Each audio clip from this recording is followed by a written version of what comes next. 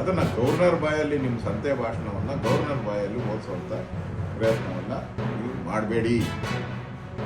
ಇವಾಗ ಅಧಿವೇಶನನೂ ಕರೀತಾ ಇದ್ದೀರಾ ಈ ಒಂದು ವಿಚಾರಕ್ಕೆ, ಜಿ ರಾಮ್ಜಿ ವಿಚಾರಕ್ಕೆ. ಅವಶ್ಯಕತೆ ಏನಿತ್ತು? ಅಲ್ಲಿ ನೀವು ರೆಸೊಲ್ಯೂಷನ್ ನಿರ್ಣಯ ಮಂಡನೆ ಮಾಡ್ತೀನಿ ಅಂತ ಮಾಧ್ಯಮದಲ್ಲಿ ಹೇಳಿದ್ದೀರಾ ನೀವಾಗಲೇ.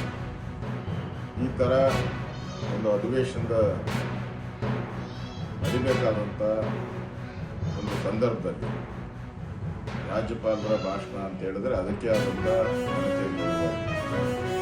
ನಮ್ಮೆಲ್ಲ MLA-ಗಳಿಗೆ MLC-ಗಳಿಗೆ ಈಗಾಗಲೇ ನಾಳೆ ಅಧಿವೇಶನದಲ್ಲ ಪಟ್ಟಿ ಬರಬೇಕಾಗಿತ್ತು, ಎಷ್ಟು ಗಂಟೆಗೆ ಏನು ಎಲ್ಲ ಅಂತ. ಇದುವರೆಗೂ ಏನು ಬರ್ತಿಲ್ಲ.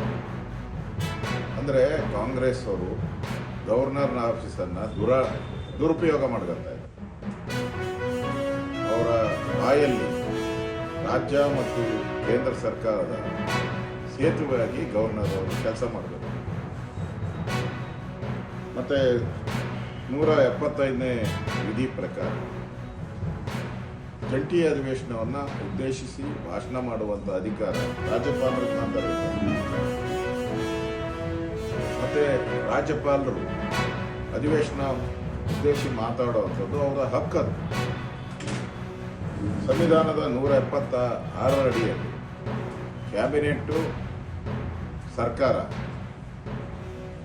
ಸಿದ್ಧಪಡಿಸಿದಂಥ ಅವರ ಭಾಷಣವನ್ನು ಹೀಗೆ ಓದಬೇಕು ಅಂತ ಎಲ್ಲೂ ಇಲ್ಲ.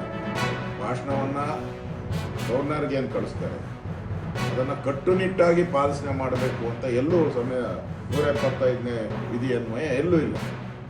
ಈಗ ಕೆಲವು ಸ್ವೀಕಾರ ಮಾಡೋಕ್ಕೆ ಅರ್ಹ ಇಲ್ಲದಂಥ ಪದಗಳು, ಯಾವುದೋ ವೈಯಕ್ತಿಕ ನಿಂದನೆ ಮಾಡುವಂಥದ್ದು, ಕೇಂದ್ರ ಸರ್ಕಾರ ಇರ್ಬೋದು, ಕೇಂದ್ರದ ಮಂತ್ರಿಗಳಿರ್ಬೋದು, ಪ್ರಧಾನಮಂತ್ರಿಗಳಿರ್ಬೋದು, ರಾಷ್ಟ್ರಪತಿ ಇರ್ಬೋದು, ಅವ್ರ ಬಗ್ಗೆ ಕೀಳು ಭಾಷೆಯನ್ನು ಉಪಯೋಗ ಮಾಡೋಕ್ಕೆ ಅವಕಾಶನೇ ಇಲ್ಲ.